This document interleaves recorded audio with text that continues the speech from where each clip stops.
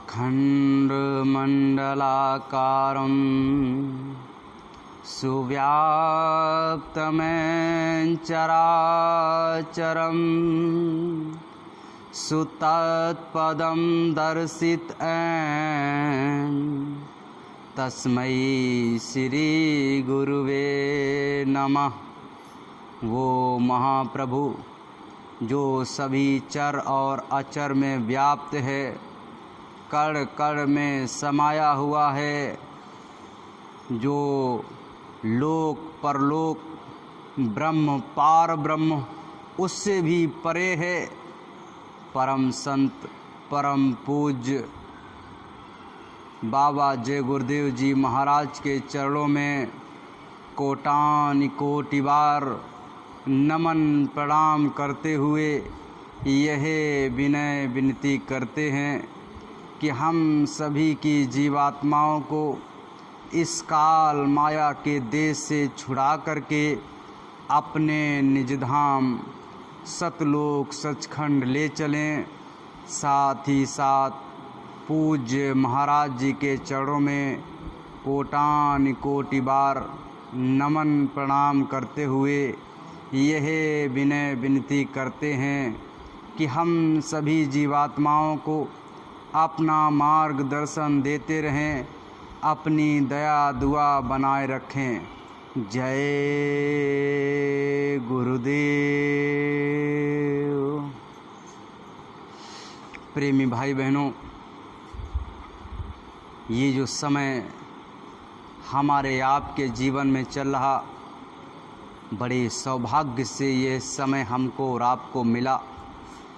एक बार अगर ये आपके हाथ से चला गया, फिर ये समय, ये वक्त, ये तारीख, ये दिन और ये श्वासें लौट करके आपके पास में आने वाली नहीं हैं।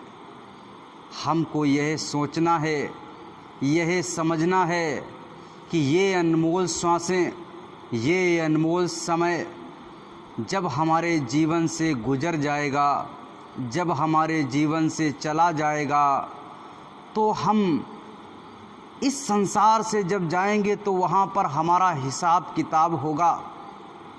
और वो काल भगवान बड़ा निष्ठुर है, वो किसी भी कर्म को माफ़ नहीं करेगा। आपने जो भी कर्म किया, चाहे बोली से किया हो, चाहे हाथ पैर से किया हो, चाहे सोच से किया हो, किसी भी प्रकार से आपने कोई भी कर्म किया है, वो किसी भी कर्म को माफ़ नहीं करेगा। वो आपके सामने आपको दिखा देगा कि देखिए आपने ये कर्म किया है कि नहीं किया है, और फिर आपको उसकी सज़ा देगा। प्रेमी भाई बहनों, हमको और आपको प्रतिदिन वर्तमान में जीते हुए इस बात को सोच अपने अंतर में ध्यान में रख कर के एक एक पल को जीना है, एक एक मिनट को जीना है कि इस समय हम जो जीवन अपना जी रहे हैं, इस समय हम जो कार्य कर रहे हैं, जो सोच रहे हैं, जो बोल रहे हैं, ये हमारी जीवात्मा के लिए कल्याणकारी है या हमारी जीवात्मा के लिए हानिकारक है। इसको पहले सोचिए, उसको पहले समझिए, इसके बाद में उस कार्य को करने की कोशिश कीजिए। ये जो मन आपके साथ में लगा दिया, ये छोटी मोटी पावर है, छोटी मोटी शक्ति है। हमको और आपको ये लगता है कि हम और आप बिल्कुल सही रास्ते पे चल रहे, लेकिन मन ने किस वक्त किस क्षण आपको उस रास्ते से नीचे गिरा दिया, आपको पता भी नहीं चलेगा। आपको ऐसा लगेगा हम तो उसी रास्ते पे चल रहे, हम तो संत मत के ही रास्ते पे चल रहे, लेकिन किस पल किस क्षण आपको नीचे गिरा देगा। क्यों? क्योंकि आप जीतने की जिद में आ जाएंगे, आप अपने आप को ऊपर उठाने की जिद में आ जाएंगे, आप अपने मान और जो है सम्मान की जिद में आ जाएंगे। और जैसे ही आप जिद में आए, वैसे ही आपका पतन शुरू हो गया। गुरु महाराज ने एक बार आपके घट रामायण में लिखा हुआ है कि जो पांडव थे, पांडवों को पहले दुख मिला, पहले दिक्कत उनको मिली, पहले उनको लाक्षागृह में जो है वो दिया गया, फिर वनवास दे दिया गया, फिर उनकी पत्नी को जो है सभा में घसीट करके लाया गया, बड़े दुख दर्द उनको मिले, ठीक है। लेकिन जब राज्य की बात आई, मान सम्मान की बात आई, राज्य को जीतने की बात आई, तो उनको ये लग रहा था कि हम धर्म की ओर से लड़ना प्रारंभ कर रहे हैं, हम धर्म की ओर से लड़ रहे हैं, क्योंकि हमने तो कुछ गलत किया ही नहीं। हमें ऐसा अपने जीवन में लगता है कि हमने आज तक अपने जीवन में कुछ गलत किया ही नहीं। पांडवों के मन, हर व्यक्ति के पास में मन लगा हुआ है, तो पांडवों के पास में भी मन लगा हुआ था, और उनका मन क्या सोच रहा था, हमने तो कुछ कभी गलत किया ही नहीं। गलत किसने किया? गलत सिर्फ और सिर्फ दुर्योधन ने किया, और सज़ा किसको मिलेगी? दुर्योधन को मिलेगी। इसी सोच में वो कार्य को करते चले गए, इसी सोच में जो है वो बहते चले गए, और उन्हें लग रहा था कि हम जो लड़ाई लड़ रहे हैं, हम जिस तरफ से अपने कदम बढ़ा रहे हैं, ये धर्म की तरफ कदम बढ़ा रहे हैं।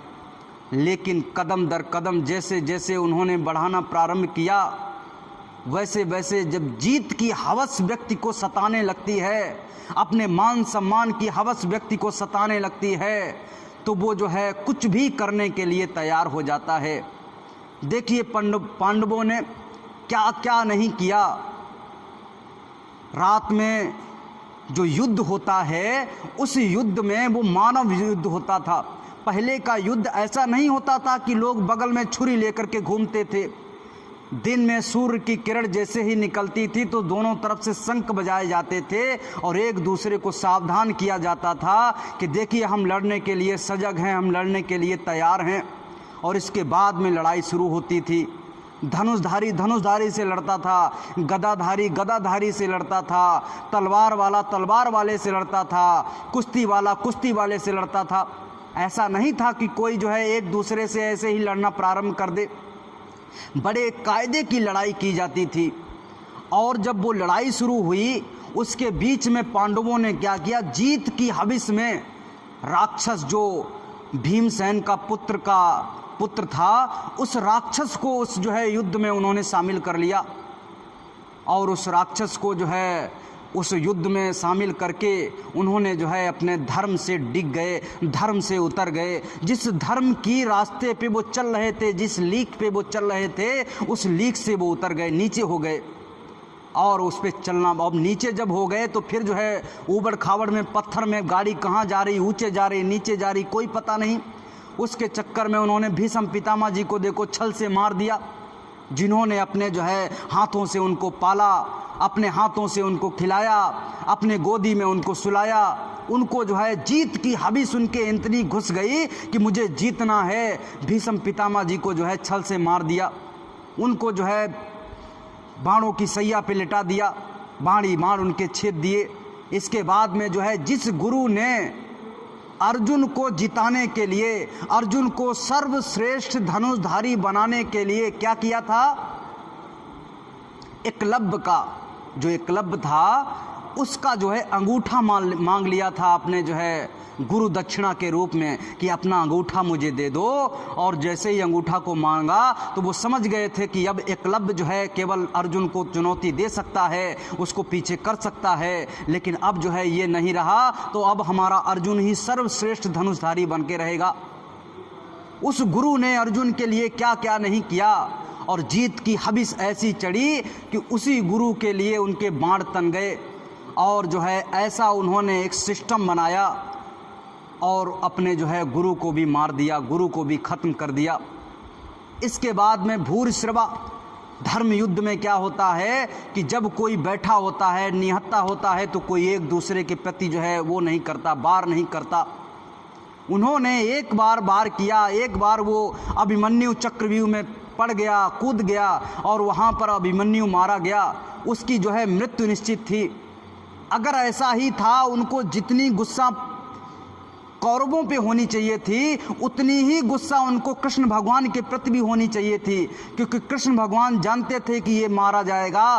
कृष्ण भगवान ने जबरदस्ती उस दिन अर्जुन को उस जो है युद्ध से वंचित रखा। वो जो है हजारों किलोमीटर दूर दूसरे राज्य में लेकर के अर्जुन को चले गए और यहाँ पर जो है अभिमन्यु मारा गया। अगर अर्जुन उस युद्ध में उपस्थित होते, उस पूरे महाभारत में उपस्थित होते, तो वो जो है अर्जुन नहीं मारा जाता, अभिमन्यु नहीं मारा जाता। कृष्ण भगवान का बना बनाया जाल था और उसमें जो है अर्जुन ने बाद में अर्जुन को ऊपर से उकसाया कि देखो आपके बच्चे को मार दिया था, आपके लड़के को मार दिया था, और उसके अंदर में वो जो है ज्वाला जल उठी और उसने क्या किया, अपने बाणों से जो है अपने ही लोगों को मारना प्रारंभ कर दिया। जब कर्ण को मारा जा रहा था और भूरिश्रवा को साधना पे बैठा हुआ था, बिल्कुल निहत्ता आंख बंद किए हुए साधना पे बैठा हुआ था और साधना पे उसकी गर्दन को काट दिया गया। हम लोगों को सुनाया जाता है अर्जुन महान है, कृष्ण भगवान महान हैं, ये सब महान हैं। अरे महान हैं तो संत महात्माओं ने जब उनकी बात को कहना शुरू किया तो पंडित लोग उनके ऊपर में एकदम चढ़ बैठे, उनको पीछे गिराने के लिए, उनको मारने के लिए तैयार हो गए, क्योंकि उन्होंने सच्चाई को बोलना प्रारंभ किया। गोस्वामी जी ने घट रामायण में पूरी सच्चाई का व्याख्यान किया है। उन्होंने बताया है कौन सा देवता, कौन सा जो है देवी आपके लिए क्या क्या करते हैं, आपको किस प्रकार से फंसा करके रखा हुआ है। प्रेमी भाई बहनों, जीत की हविस में जो है उन्होंने क्या किया, भूरिश्रवा को साधना पे बैठा हुआ उसकी गर्दन को काट दिया। इसके बाद में क्या हुआ, कर्ण को जब मारा जा रहा था, जब उसने कृष्ण भगवान ने कहा कि मारो मारो मारो, तब उसने कहा कि अरे आप जो है कहते हैं कि मैं धर्म युद्ध कर रहा हूँ, मैं पांडवों की तरफ से इसलिए लड़ रहा हूँ क्योंकि धर्म की स्थापना करना चाहता हूँ।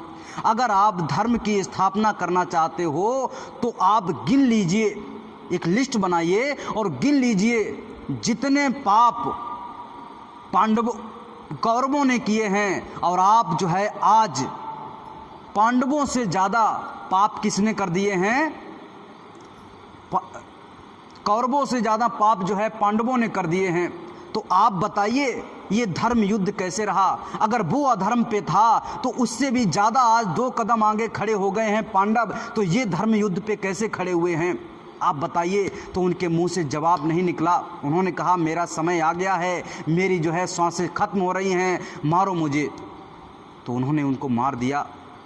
लेकिन प्रेमी भाई बहनों, ये समझना पड़ेगा, क्योंकि ये सत्संग है, हम और आप संत महात्माओं के चरणों में बैठे हुए हैं, और यहाँ भी आकर के अगर हमारे मन में क्रूरता भरी हुई है, हमारे मन में अगर जो है दुनिया का जहर भरा हुआ है, तो आप समझिएगा आपकी साधना नहीं बन सकती, आपका मन नहीं रुक सकता, आप कभी भी जो है गुरु महाराज के चरणों की दया दुआ नहीं ले सकते हो। ये बिल्कुल सत्य है, इसको कोई मेट नहीं सकता। प्रेमी भाई बहनों, उसी पांडवों की तरह से हमारी आपकी भी दशा हो जाती है। अपने आप को अडिग रखने के लिए, अपने आप को आगे बढ़ाने के लिए हम लोग क्या करते हैं, हद से गुजर जाते हैं, और फिर हमारी दशा क्या होगी कि चारों पांडव नरक गए, गए युधिष्ठिर धाम, और वैसे कृष्ण की प्रीति आई कौने काम। ऐसे ही हमारा आपका भी दशा होने वाली है। आप समझ लीजिए, सही रास्ते पे चलने की आवश्यकता है। संत मत में क्या है, जो हार जाता है, जो झुक जाता है, जो पेड़ ऐसे आंधी जब आए, आप देख लीजिए, प्रैक्टिकल देख लीजिए, जब आंधी आए, तूफान आए, और जो पेड़ जो है झुक जाता है, ऐसे ज़मीन में झुक जाता है, वो दोबारा से आंधी के समाप्त होने के बाद ऐसे करके खड़ा रहता है, सदियों तक खड़ा रहता है। और जो है पेड़ ऐसे हाथी की तरह खड़ा रहता है, कहते मैं झुक नहीं सकता, वो उखड़ता है। कहाँ से उखड़ता है? जड़ से उखड़ता है, फिर दोबारा खड़ा नहीं हो पाता। अपने मन को थोड़ा शुद्ध करना है, अपनी मनोवृत्ति को थोड़ा सही करना है। अगर हमने अपने मन को शुद्ध नहीं किया, अपनी मनोवृत्ति को अगर नहीं सुधारा, तो गलत रास्ते पे चले जाएंगे। काल भगवान तो ये चाहते ही हैं, मन ये चाहता ही है, क्योंकि काल भगवान ने इसको मेन ड्यूटी दे दी है। वो तो साधना में बैठे हुए हैं, सत्पुरुष भगवान की अखंड साधना में बैठे हुए हैं, लेकिन मन को ड्यूटी दे दी है कि हे मन, तेरे पास में पूरा पावर है, तू तीनों लोकों का स्वामी है। तीनों लोकों का स्वामी हम लोग काल भगवान को बोलते हैं, वो तो साधना में बैठे हुए हैं, लेकिन इस समय मन को पूरा पावर दे दिया गया है कि ये जीव यहाँ से निकलना नहीं चाहिए। और उनके साथ में उनकी माता खड़ी हुई हैं, उनकी काल भगवान की पत्नी खड़ी हुई हैं, कौन? आद्या माँ शक्ति, जिन्हें हम लोग दुर्गा कहते हैं। गलतफहमी हो जाती है, शंकर भगवान की पत्नी बता देते हैं यही दुर्गा हैं, वो उनकी माता हैं। ब्रह्मा विष्णु महेश की माता हैं दुर्गा, वही आद्या माँ शक्ति, उन्हीं की ये तीनों पुत्र हैं। वो माया स्वरूप हैं और मन इनके साथ में खड़ा हुआ है। अब यही दो मिलकर के हमारी जीव आत्मा को यहाँ पर फंसाने का काम कर रहे हैं। हम लोग जो है यहाँ पर कहते वो बड़ा बलशाली है, वो बड़ा ताकतवर है। हम लोग पैसे से, शरीर के गठीले होने से, दुनिया भर के असले से, जो इस समय आइटम बम, पिस्तौल, रिवाल्वर, बंदूक, इसके होने से हम लोग कहते हैं वो ताकतवर है। लेकिन संत महात्मा कहते ये तो निमित्त मात्र है, उसके सांस निकलते ही वो मिट्टी का ढेर हो जाएगा, गिर पड़ेगा, फिर वो कुछ नहीं कर सकता। काहे सी ताकत? असली ताकत किसके पास में होती है? उन्होंने बताया, वीर वीर सब कोई कहे, वीर न जाने कोई, और जो खुद को जीत ले, वीर कहाए सोए। उन्होंने कहा हम लोग कहते हैं वीर वो वीर है, वो ताकतवर, वो ऐसा है, वो वैसा है। लेकिन असली वीर कौन है? जिसने खुद को जीत लिया। और जो खुद को जीत लेता है उसे झुकना आ जाता है, उसे अपने आप को जीना आ जाता है कि इस संसार में जीना कैसे है, कर्मों के आवरण से बचना कैसे है। जब हम लोग भागते हैं, कहीं जाते हैं, कोई दरवाज़ा अगर ऐसे है, छोटा दरवाज़ा है तो झुक कर के निकल जाते हैं। लेकिन कोई ऐसे भागता हुआ जा रहा, वो कह रहा मैं झुकूंगा नहीं तो दरवाज़ा सब मत्थे पे लगेगा, आपका सर फूट जाएगा, फिर दर्द भी होगा, तकलीफ भी होगा, रोओगे गाओगे, लेकिन निकल तभी पाओगे जब झुकोगे। गुरु महाराज ने कहा अपने जो घर जाने का रास्ता है वो कितना छोटा है मालूम है? गुरु महाराज ने अपने शब्दों में बताया, जो हमारा ये बाल है कितना छोटा सा बाल है। किसी को अभी, ये माताएं बहनें हैं, इनको अभी जो है आँखों की प्रॉब्लम हो जाती है, चश्मा लगाने लगती हैं, तो इनको बड़ा बड़ा लिखा हुआ भी नहीं दिखाई देता है। तो ये बाल तो बहुत पतला है, और इस बाल के लाखों भाग कर दिए जाएं, इतना छोटा सा खिड़की है जिससे हमारी जीवात्मा को निकलना है। आप सोचिए कि हमें कितना छोटा बनना पड़ेगा, कितना अपने आप को नीचे ऐसे झुका करके चलना पड़ेगा, तब जाकर के उस खिड़की से हम और आप निकल सकते हैं। ये संत पथ का रास्ता है, ये संत मत का रास्ता है। जो झुक जाता है वो जीत जाता है, और जो खड़ा रहता है, जो अडिग हो जाता है, कहता है कि मैं झुकने वाला नहीं, वो समझे संत पथ के रास्ते से वो हार जाता है। बाकी दुनिया में जीत जाएगा, बाकी दुनिया में अपने यश मान जो है पाले, उससे कोई फर्क नहीं पड़ता, लेकिन इस रास्ते से वो हार जाएगा। प्रेमी भाई बहनों, इस रास्ते पे बड़े बड़े लोग जीत गए, इस संत पथ के रास्ते पे। दुनिया में तो हार गए, लेकिन जो है यहाँ पे जीत गए। उन्होंने जो है एक चीज़ को अपने दृष्टि से, अपने मन में सोचा। क्या सोचा? यहाँ पर हमारा जीवन कितना है? 10, 20, 50, 100 साल, लास्ट 100 साल है। अगर आपने अपनी, बहुत ही कोई नियमपूर्ण व्यक्ति रहा जिसने अपनी सांसों को बचा लिया साधना के द्वारा, वही 100 के ऊपर जाएगा। वैसे 100 के ऊपर कोई जाता नहीं है, 60 और 70 में उसका जो है टिकट कट जाता है। 100 साल तो कलयुग में पूरी उम्र ही है हमारी और आपकी। तो ये छोटी सी उम्र, उन्होंने क्या सोचा कि ये 100 साल हमारे, मान लीजिए कि ये हमारी उम्र के हैं, और दूसरी तरफ अनंतो अनंत समय है जिसका कोई बार पार नहीं है, जिसका कोई लिखित रूप में प्रमाण नहीं है। अनंतो अनंत समय आपके पास में है, और एक तरफ आपके पास में 100 वर्ष हैं, यानी छोटा सा, एकदम छोटा सा बिंदु के रूप में आपके पास में समय है, और एक तरफ अनंतो अनंत समय है। अब आपको ये डिसाइड करना है कि आपको इस छोटे से समय में कुछ पाना है, या इसी में जो है अपने आप को जो है निखारना है, या तो जो है अनंतो अनंत समय के लिए अपने आप को निखारना है। कुछ जो है लोग होते हैं, वो कहते हैं मैं तो अपने आप को, ये जो छोटा सा समय है इसमें मैं वो कार्य करूँगा कि हमारा अनंतो अनंत समय जो है हमारा सुधर जाए। लेकिन कुछ व्यक्ति, उसमें से बहुत सारे व्यक्ति क्या करते हैं, वो कहते हैं कि ये छोटा सा जो समय है इसी में तो जीना है, एक बार ये मनुष्य शरीर मिला है, बाद में होगा तो देखा जाएगा।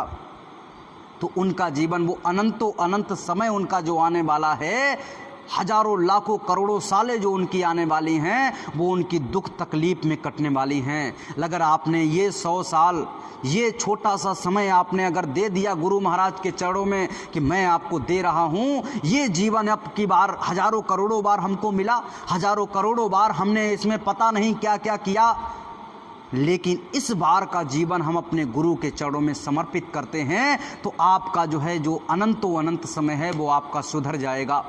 प्रेमी भाई बहनों, यही तो समझने की आवश्यकता है। बड़े बड़े लोगों ने जो है यहाँ पर कर दिया, आज उनका इतिहास जो है पन्नों में दर्ज है। उसमें से अपने बहुत सारे हैं, उसमें से अपने भल्ला साहब जी हैं। भल्ला साहब जी का एक बहुत बड़ा उदाहरण है। उन्होंने अपने जीवन का, उन्होंने कहा जब उनको पता चला, उनका नौकर था और वो नौकर क्या करता था, वहाँ पर जाकर के भल्ला साहब को बताता, जब भी सत्संग में जाता लौट के आता भल्ला साहब को सुनाता, उनको बताता देखो महात्माओं के शरण में जाना चाहिए, महात्मा ही हमको सच्चा रास्ता बताते हैं। सेठ जी आपके पास में धन मान सम्मान घर घोड़ा गाड़ी हर चीज़ है, लेकिन सेठ जी आपके पास में अगर आप जो है शुद्ध शाकाहारी भी हो, आप बहुत अच्छे व्यक्ति हो, लेकिन इसके साथ में आपके पास में अगर जो है संत मत आ जाए, अगर उनकी दया दुआ आपके साथ में आ जाए तो ये जीवन आपका सुधर जाएगा। आपके जैसा कोई व्यक्ति नहीं होगा, आपका व्यक्तित्व बहुत ज़्यादा बढ़ जाएगा। ये डेली आकर के कहा करता था। एक बार उनके गुरु महाराज जैसे 5 किलोमीटर की दूरी पे आए हुए थे। उन्होंने कहा कि हमारे गुरु महाराज आए हुए हैं, जरा उनकी वचनवाणियों को सुन लो। सेठ जी ने कहा मेरे पास समय नहीं। फिर से 50 किलोमीटर दूरी पे आए, फिर भी सेठ जी की कोई बहुत ही इम्पोर्टेंट मीटिंग थी, उसमें चले गए। कहा कि हमारे पास अभी समय नहीं है, बाद में देखा जाएगा। अब की बार 100 किलोमीटर दूरी पे आए। अब की बार सेठ जी से कहा कि सेठ जी ऐसा है, ये रुपया तो आप बहुत कमा लोगे, ये मीटिंग तो आप बहुत कर लोगे, लेकिन संत महात्मा अब बार बार नहीं आएंगे और संत महात्मा आपको बुला करके आपका दरवाज़ा बार बार नहीं खटखटाते हैं। कुछ समय के लिए हमारे पास में 1 2 3 बार ऑप्शन आता है, 1 2 3 बार हमारे पास में मौका आता है कि अपने जीवन को सुधार सकते हैं। अगर उस जीवन को उस बार अगर हमने और आपने अपने आप को नकार दिया तो मौका बार बार नहीं आता। आपके दरवाजे को खटखटा रहा है, चलिए और चल कर के अब की बार 100 किलोमीटर आए हैं और अब की बार हो सके तो पता नहीं 1000 किलोमीटर या अब की बार मिले ही ना आपको। इस बार आपके पास मौका है, उनसे नाम दान ले लीजिए, उनकी कम से कम बात को तो सुनिए कि ये जीवन है क्या। उन्होंने कहा बात तो आप बिल्कुल सही कह रहे हो। उनके भी बात समझ में आ गई। इसीलिए तो गुरु महाराज ने कहा शुद्ध शाकाहारी रहना है, शुद्ध शाकाहारी खान पान करना है। क्यों? शुद्ध शाकाहारी खान पान करोगे तो सही बात जब बताई जाएगी तो जल्दी समझ में आ जाएगी, और अशुद्ध खान पान करोगे तो कितना भी समझाया जाए रात को कहेंगे कि भैया ऐसा है, बिना क्वार्टर के नींद नहीं आती, क्या करें। अगर आप जो है सही संतुलन में हो, शुद्ध शाकाहारी हो, भोजन करके लेटोगे तो एक बार सोचोगे ज़रूर कि वो जो फलाना व्यक्ति कह रहा था कि संत महात्माओं की बात को मानना चाहिए, वो फलाना व्यक्ति कह रहा था ये श्वासें अनमोल हैं, वो फलाना व्यक्ति कह रहा था कि ये जीवन जो है आपका अगर जब इसको छोड़ करके जाओगे तो वहाँ पर क्या लेकर के जाओगे, वो फलाना व्यक्ति कह रहा था कि ये जीवन में आपने जो जोड़ जोड़ के रखा है सब यहीं पर छूट जाएगा। आपके दादे परदादे रिश्ते नातेदार सब जो है छोड़ करके चले गए तो आप भी छोड़ करके चले जाओगे। जब आप सोचोगे कि वास्तविक सही कह रहा था या गलत कह रहा था, आप वहाँ तक अपना दिमाग जब लेकर के जाओगे तो आप देखोगे हाँ हमारे दादाजी चले गए, वास्तविक रूप में कुछ लेकर नहीं गए, हमारे जो है परदादा जी चले गए, कुछ लेकर के नहीं चले गए, मोहल्ले के जो है लोग चले गए, कुछ लेकर के नहीं गए, रिश्तेदार यहाँ से चले गए, शरीर को छोड़कर चले गए, कुछ लेकर के नहीं गए। मुझे लग रहा है जय गुरुदेव वाले ये जो है सही कहते हैं कि यहाँ से कुछ लेकर के नहीं जाओगे, तो इनकी बात को सुना क्यों ना जाए। इनकी बात कहाँ सुनाई जाती है? मथुरा और खितौरा आश्रम में। चलो चलो इनकी बात को सुनते हैं। एक बार उनका मन करेगा चलो ऐसा करते हैं, मथुरा में घूमने के ही जो है पर्पस से चलते हैं। घूमने के ही मूड से चलते हैं, लाओ वहाँ पर वृंदावन में कृष्ण मुरारी के दर्शन कर लेंगे, जन्मभूमि के दर्शन कर लेंगे। वहाँ पर बगल में जो है आपके जो मंदिर बना हुआ है, मथुरा आश्रम का मंदिर है, उसके 1.5 किलोमीटर पीछे जो है ध्रुव टीला बना हुआ है। ध्रुव जी की हम लोग बहुत कहानी सुनते हैं। वहाँ पर ध्रुव जी ने आकर के कहाँ अयोध्या से आकर के और कहाँ वहाँ पर मथुरा में जंगल में आकर के उन्होंने तप किया, जप किया, साधना किया। उनका मंदिर बना हुआ है 1-1.5 किलोमीटर पीछे, जहाँ सत्संग स्थल है उसके पीछे। वहाँ पर जाकर के उनके जरा दर्शन कर लेंगे। वहीं से थोड़ा 10 कदम जैसे ही बढ़ोगे, अनसुईया का झूला पड़ा हुआ है। हम लोग अनसुईया माता की बात करते हैं कि अनसुईया माता ऐसी थी, उन्होंने जो है ब्रह्मा विष्णु महेश को जो है छोटे छोटे बालक बना करके पलने में झुला दिया था। अब बताइए, ऐसे ऐसे वहाँ पर तीर्थ स्थान हैं। अगर जो है गुरु महाराज की बात समझ में न आई, जय गुरुदेव वालों की अगर बात समझ में ना आई, तो चलो चलो वहीं पर घूम लेंगे, उसी से संतुष्टि हो जाएगी, हमारा किराया वसूल हो जाएगा। यही सोच करके बहुत सारे लोग पहुँच जाते हैं। लेकिन जब वहाँ पर सत्संग मिलता है, जब वहाँ पर उनको बात बताई जाती है, जब वहाँ पर वो आसपास के सत्संगियों को देखते हैं, सुनते हैं, समझते हैं, वहाँ पर भंडारे में जाकर के देखते हैं, वो तो अपनी 2000-5000 की साड़ी ले ली तो ऐसा लगता है कि हमने जग जीत लिया। लाख लाख रुपए की साड़ी पहन करके लेडीजें आती हैं और वहाँ पर ऐसे ही धरती में बैठ गई, घिसल रही, और वो जो है अपनी धोती से क्या करती हैं, जो थालियाँ हम लोग जो है खा करके रखते हैं उसको धो करके और अपनी धोती के पल्लू से उसको साफ करके रखती हैं। और देखते हैं मर्सिडीज ऑडी से करोड़ों रुपए की गाड़ी पे बैठ करके जाती, लाखों रुपए की साड़ी। लेकिन वो जानती हैं कि ये संसार जो है व्यर्थ है, ये रुपया पैसा व्यर्थ है, और वो समझ गई। तो बताइए, ऐसे ऐसे भाई हमारे आते हैं, वो कहते हैं कि भैया ये देखिए ये संसार क्या है, इतना पैसा इतना रुपया, लेकिन ये सब व्यर्थ। वहाँ आकर के उनको समझ में आता है। जैसे ही उनको देखते हैं तो उनकी आंखें फटी रह जाती। अब बगल में वो बैठे हुए हैं, ऐसे धरती में वो भी बैठे हुए। अब बगल में जो है बातचीत शुरू हो गई तो बगल में देखा कि जज बैठे हुए हैं, इधर देखा कि वो जो है डीएम बैठा हुआ है, आगे देखा तो कोई कंपनी का मालिक बैठा हुआ है। तो कहते हैं ये तो हमारे आस, मैं तो समझ रहा था सब घास छोड़ने वाले ही बैठे हैं, यहाँ तो बहुत बड़े बड़े लोग बैठे हुए हैं और हमारे आसपास ऐसे घास पे बैठे हुए हैं, ऐसे ही ज़मीन पे बैठे हुए हैं। आहा, मुझे लग रहा है कोई ये बड़ी चीज़ है। और ये जो है मथुरा कितौरा में ये सत्संग के द्वारा जो बताई जा रही है, मुझे लग रहा बहुत बड़ी चीज़ है। बड़े बड़े पैसे वाले इसको लेने के लिए आते हैं। जब उनको सत्संग सुना, उनको बात समझ में आई, जब उनको पता चला कि मूर्ति पूजा क्या है, देवी देवताओं की पूजा क्या है, अपनी आत्मा से उस परमात्मा की पूजा क्या है, आप अपनी आत्मा से उस परमात्मा को कैसे जोड़ सकते हो, जब ये बात जो है उसको समझ में आई, बताई, तब जो है वो समझ गया कि हाँ बात तो बिल्कुल सही कह रहे थे। धीरे धीरे उसने संत पथ पे चलना प्रारंभ किया। कदम दर कदम उसने जैसे ही बढ़ाए, वैसे ही उसको पता चलता चला गया कि इस जीवन का राज क्या है। हम तो समझ रहे थे कि ये शिवम नाम से जो शरीर है यही मैं हूँ, लेकिन ये जय गुरुदेव वाले बताते हैं कि ये तो शरीर आपका छूट जाएगा। ये जो मैं आप कहते हैं कि मैं कौन हूँ, जो ये बोल रहा है, जो खाता है, पीता है, देखता है, घूमता है, चलता है, ये कौन है, किसकी पावर की वजह से ये चल रहा। ये तो रोबोट समझ लीजिए, जैसे उसमें चार्जर लगा दिया, उसमें जो है उसमें पावर बैटरी रख दी, वो जो है रोबोट चलने लगा। उस पावर बैटरी को निकाल लिया, वो रोबोट ऐसे लोहे के रूप में पड़ा हुआ, कबाड़ के रूप में पड़ा हुआ। ऐसा ही ये शरीर, इसको भी उठा करके लोग जला देंगे। तो लोगों को समझ में आने लगा, हाँ बात तो ये जय गुरुदेव वाले बिल्कुल सही कह रहे हैं कि ये जो है रास्ता बड़ा अलग है। यही रास्ते पे तो सत्य का पता चलता है कि सच क्या है, और सच क्या है जब पता चल गया तो उस पर चलेंगे तो आपको अनुभव होना प्रारंभ हो जाएगा कि हाँ हमने इस चीज़ को प्राप्त कर लिया। जब वहाँ पर गए और महाराज जी ने या गुरु महाराज ने आपको नाम दान दिया, आपको क्या दिया, आपको नाम दान दिया, उसी समय आपका नया जन्म हुआ। जैसे आपको कहानी सुनाई जाती है कि एक नौजवान जो है लड़का था, बाबा बन गया और जो है गुरु की शरण में जाकर के वो घर घर में भिक्षा मांगता था।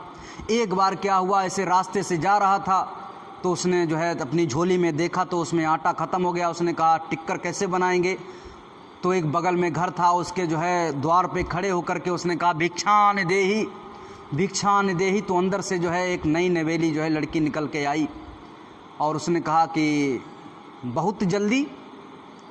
तो उसने कहा हाँ बहुत जल्दी। तो उनकी आपस में इस प्रकार की बात हो रही थी। उन्होंने पूछा कि आपकी उम्र क्या है? कि हमारी उम्र 5 साल है। कि आपके ससुर की उम्र क्या है? कि उनका तो जन्म ही नहीं हुआ। कि आपकी सास की उम्र क्या है?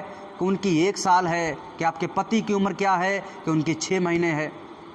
अब जो है उनके घर वाले सुन रहे थे, उनकी सास सुन रही थी।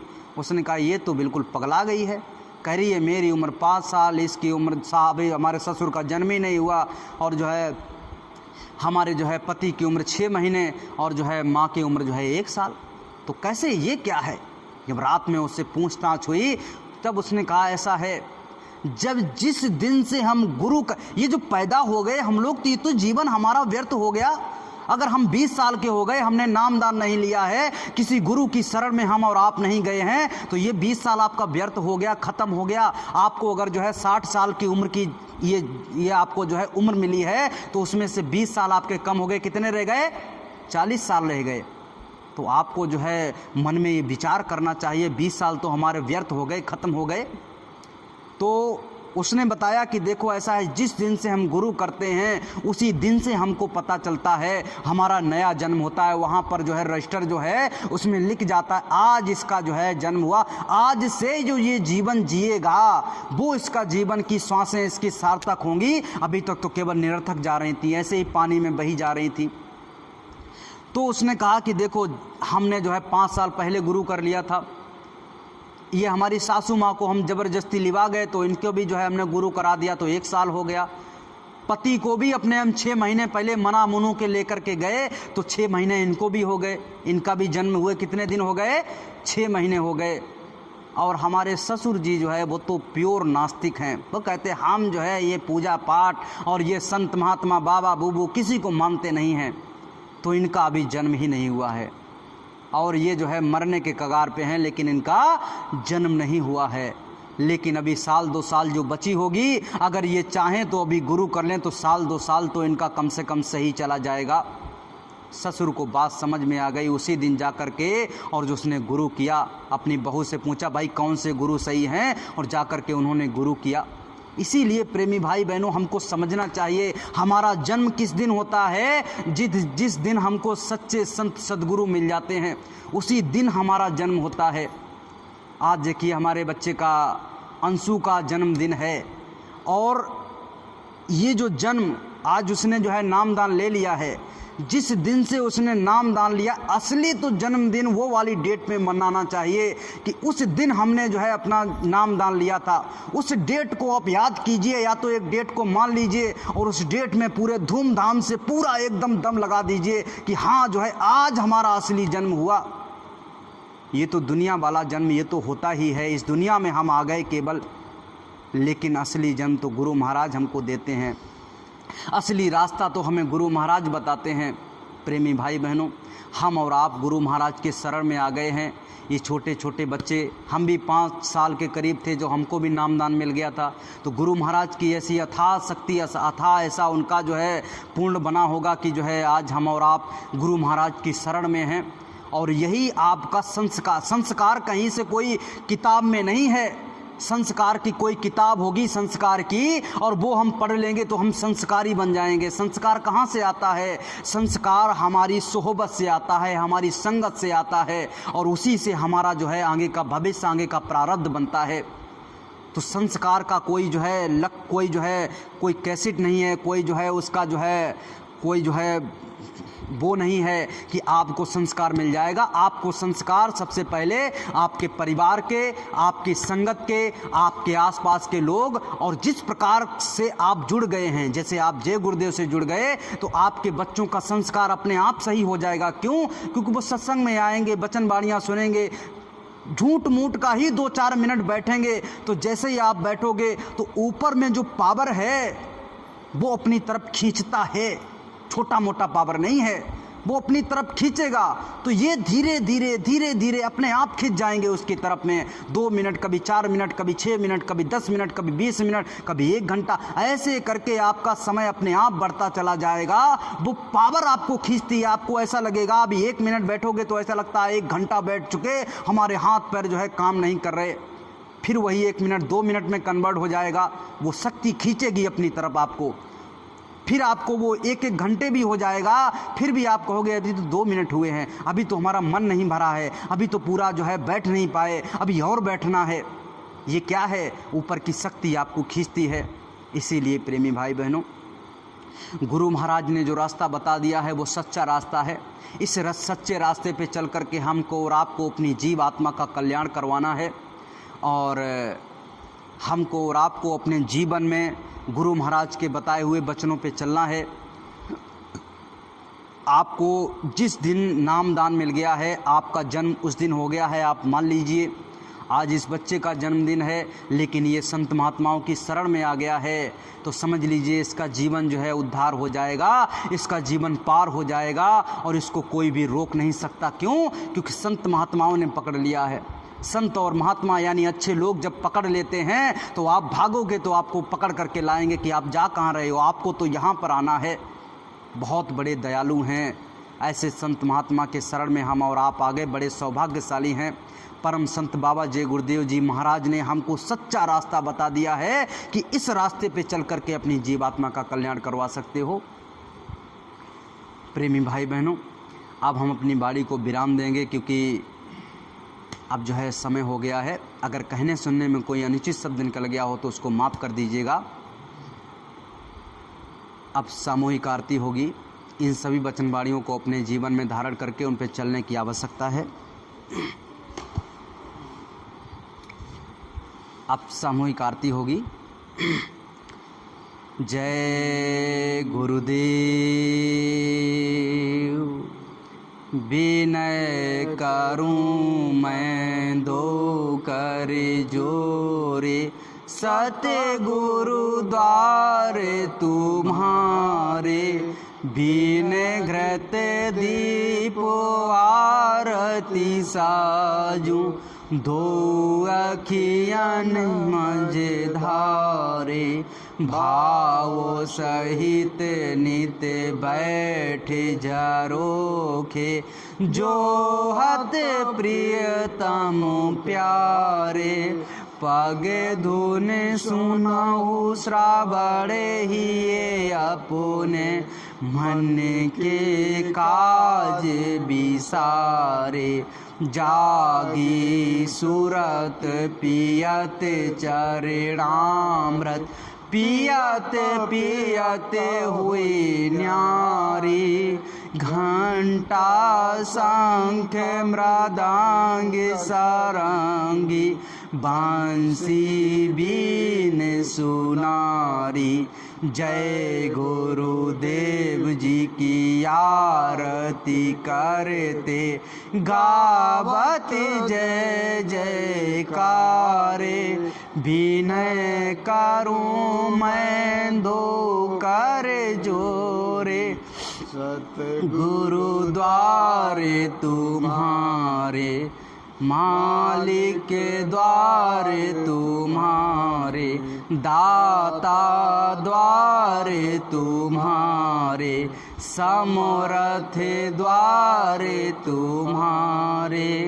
जय गुरुदेव।